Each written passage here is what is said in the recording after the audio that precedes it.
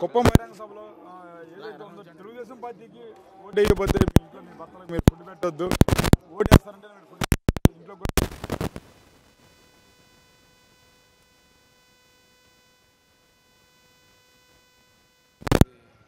40 సంవత్సరాలు నాకు ఎక్స్పీరియన్స్ ఉందని చెప్పి కూడా మరి నేను కుప్పం బహిరంగ సభలో మరి ఆడవాళ్ళ మీద కూడా మీ భర్తలకి అన్నం పెట్టొద్దని చెప్పడం మరి ఆయన సీనియారిటీకి అది తగనిది కాదని కూడా చెప్తున్నాం. అలాగే మరి ఈ వాలంటీర్ల మీద బొజ్జల సుధీర్ రెడ్డి గారు మరి వాళ్ళు ఏదో అవినీతి చేస్తున్నారని చెప్పి వాళ్ళు ఏదో ఇట్లా చేస్తున్నారని చెప్పి ఆయన కూడా మన వాలంటీర్ల మీద ఇది చేస్తాం అంటాం కూడా బొజ్జల సుధీర్ రెడ్డి గారి మీద కూడా మరి వాలంటీర్లు అంతా తిరగబడుతున్నారు.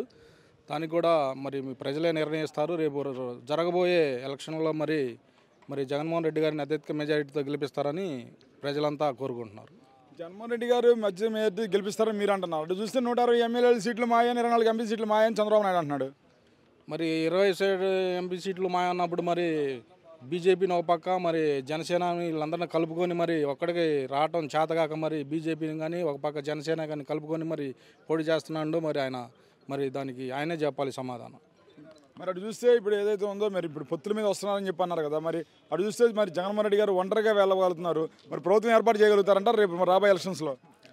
గ్యారెంటీగా 120 సీట్లతో మరి జగన్మోహన్ రెడ్డి గారు ప్రభుత్వం ఏర్పడబోతుంది రేపు. కానీ 175 టార్గెట్ పెట్టినారు కదా జగన్మోహన్ రెడ్డి గారు, మీరు 120 అంటున్నారు. అంటే మీ పార్టీ బలహీనపడినట్టు ఏం కాదు. అదే కొంచెం మరి 3 పార్టీలు కలిసినాయి కాబట్టి 3 పార్టీలు కూడా మరి కలిసి వాళ్ళు పోటీ చేస్తున్నారు కాబట్టి జగన్మోహన్ రెడ్డి గారు సింగిల్గా పోటీ చేస్తున్నారు కాబట్టి ప్రజల అభిప్రాయం చెబుతున్నాం మేము. మరి ఇప్పుడు ఏదైతే ఉందో రేపు వైసీపీ వాళ్ళు మొత్తం మీ అందరూ లిస్ట్ రాసి పెట్టుకుంటున్నారు, రెడ్ బుక్లో అంటున్నారు. నారా లోకేష్ రేపు అధికారంలోకి వస్తే ఒక్కొక్కరిని నచ్చబోయిస్తాను అంటున్నాడు. అసమంటి వాళ్ళని చాలామందిని చూశారు. లోగడ కూడా ఇసమంటి పగలపాలు పలికిన వాళ్ళు ఉన్నారు. కానీ అదేం జరిగే పని కాదు. రెడ్ బుక్లో రాసుకున్నా కూడా దడిసే వాళ్ళు ఇక్కడ ఎవరు లేరు.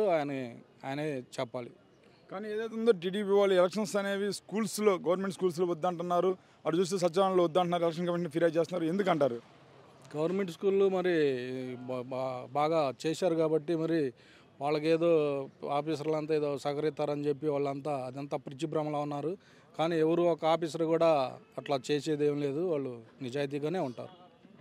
మరి అటు చూసినట్లయితే ఏదైతే ఉందో పవన్ కళ్యాణ్ జగన్మోహన్ రెడ్డి గారిని ఈసారి పాతలను తొక్కేపోతే నా పేరు పవన్ కళ్యాణ్ కాదు అంటున్నాడు. సరే తొక్కుతుడుగా తొందర ఎందుకు? ఇంకా 40 రోజుల్లోనే ఎలక్షన్ రాబోతున్నాయి. మరి ఎవరు తొక్కుతారో ఏందో ప్రజలు నిర్ణయిస్తారు. అది